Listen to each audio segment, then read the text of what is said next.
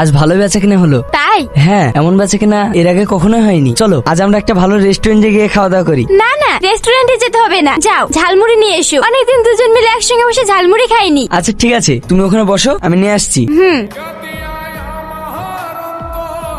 জানো হাসি, আমি অনেক ভাগ্যবান যে তোমার মতো একজন স্ত্রী পেয়েছি। তোমাকে পাশে পেয়ে মনে হচ্ছে আমি বিশ্ব জয় করে ফেলেছি। প্রতিটা স্ত্রীর এমন হওয়াই উচিত। স্বামীর বিপদে পাশে থাকাটাই তো আসল ধর্ম। আচ্ছা ঠিক আছে, তুমি এখানে বসো, আমি এখন আসছি। কোথায় যাচ্ছো? বাড়ি যাবো, দেরি হয়ে যাচ্ছে তো। জাস্ট 5 মিনিট, আমি যাবো আর আসবো। তুমি এখানে চুপচাপ বসে থাকবে।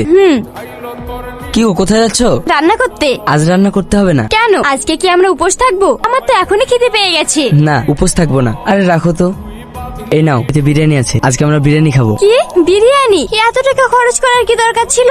আজ তোমার জন্য আরো একটা সারপ্রাইজ আছে। বসো, চোখটা বন্ধ করো,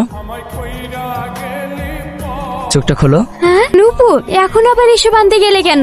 সেদিন ভাবি যখন সোনার গয়না দেখিয়ে তোমাকে অপমান করেছিল, আমার খুব খারাপ লেগেছিল, তাই সোনার পারিনি, রূপোর নূপুর এনেছি। এই নাও। তুমি যখন ভালোবেসে এনেছো, এটাই আমার কাছে সোনা। পাগলি, যাও খাবারটা বাড়ো।